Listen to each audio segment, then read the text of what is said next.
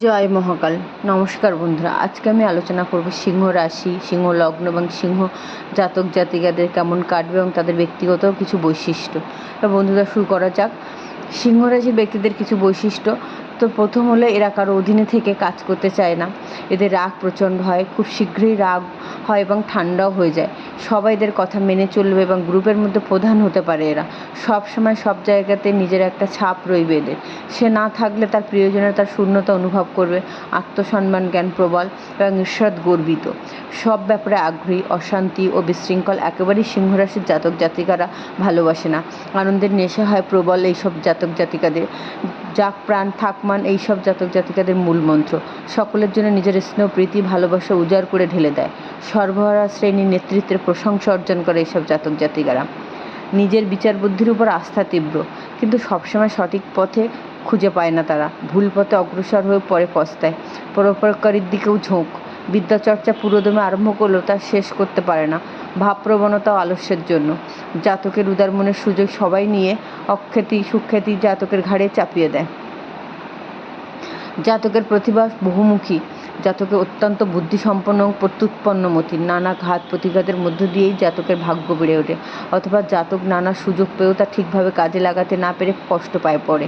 চরম কষ্টের মধ্যেও জাতকের অর্থ আপনা হতে এসে যায়। বুদ্ধি বৃত্তি অধ্যবসায় প্রবল বলে কৌশলের অবস্থার পরিবর্তন করতে সমর্থ হয়। দ্বিতীয় বা ধনপতি বুধ বিভিন্নভাবে জাতকের অর্থলাভ ঘটায়। যন্ত্রবিদ, হিসাবরক্ষক, প্রকাশনার ব্যবসা ও সামরিক ও পুলিশ বিভাগে বিশেষ কৃতিত্ব দেখা দেয়। স্বাধীন বৃদ্ধিতেই জাতকের প্রতিষ্ঠা আসবে এবং জ্যোতিষ, পুস্তক রচনা, চিত্রাঙ্কন, চিকিৎসার ব্যাপারে জাতক প্রতিষ্ঠা এবং অর্থ উপার্জনের সমর্থ হবে। 18 থেকে 24 বছরের মধ্যে অর্থ উপার্জন আরম্ভ হয় এবং পিতার সঙ্গে মতবিরোধ জাতকের বিশেষ ক্ষতির কারণ হয়ে দাঁড়ায়।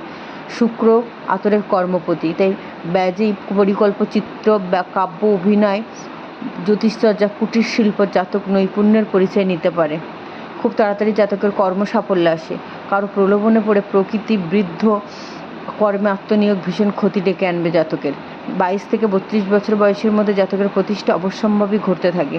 কর্মজীবন মোটামুটি খারাপ যায় না। হাতের কাজেই জাতক সুহাতে পয়সা উপার্জন করতে সমর্থ হবে ও জাতকের প্রেমের বিকাশ ঘটে। যাকে ভালোবাসবে তার জন্য নিজেকে উজাড় করে দেবে।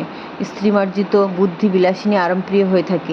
বিবাহিত জীবনে অনগ্রসর হওয়ার আগে বিশেষভাবে ভাবনা চিন্তা করে অগ্রসর হওয়া উচিত, নচেত পরে বিবাহ বা প্রণয় অশান্তির হয়ে উঠতে পারে। বিবাহের পর জাতকের উন্নতি ঘটে। জাতক সহজেই বন্ধুত্ব লাভ করতে সমর্থ হয়। বন্ধু বা জাতকের উন্নতির জন্য সহজে প্রচেষ্টা হয় এবং ঋণগ্রস্ত বন্ধুর জন্য যে কোনো ত্যাগ স্বীকারে কুণ্ঠিত হবে না। কোনো বিশিষ্ট বস্তুর দ্বারা জাতক কর্মজীবনে বিশেষ প্রতিষ্ঠা পায়, তবে বান্ধবী থেকে জাতকের সতর্ক থাকা উচিত। জাতক টনসিল, ফুসফুস, তোমপীড়া, শিরারোগ, গলার অসুখ ও পাকস্থলীর বৈকল্যে বিশেষ কষ্ট পায়। তামাক, টক সর্বতভাবে পরিত্যাগ করা উচিত। নিয়মিত খাওয়া দাওয়া, নির্মল জলে স্নান, ভ্রমণে স্বাস্থ্য অনিন্দ্রিয় থাকবে। মস্তিষ্ককে সর্বতভাবে বিশ্রাম দেওয়া প্রয়োজন এই সিংহরাশির জাতক জাতিকাদের। ভাবপ্রবণতা, অদম্য ইচ্ছাকে দমন করে চলতে পারলে ভাগ্যলক্ষ্মী জাতকের ঘরে বাধা থাকবে। বুদ্ধি, শিল্পজ্ঞান সূক্ষ্ম, বিলাসিতাকে প্রশ্রয় না দেওয়াই শ্রেয়। অমিতব্যয়িতা পরিগামে দুর্ভাগ্য ডেকে আনবে। প্রায় সব কাজেই যোগ্যতা দেখাবে, সক্ষম হবে জাতক। এবং এই সিংহরাশির জাতক জাতিকাদের শুভ রত্ন গোমেদ, চন্দ্রকান্তমণি, চুনি এবং প্রবাল। এবং শুভ বর্ণ হচ্ছে সাদা, নীল, গোলাপি, খয়েরি, সোনালি এবং আকাশ নীল। তো নমস্কার বন্ধুরা, আজকের মতো এখানেই শেষ। দেখা হবে পরের কোনো ভিডিওতে। ততক্ষণে আপনারা ভালো থাকবেন।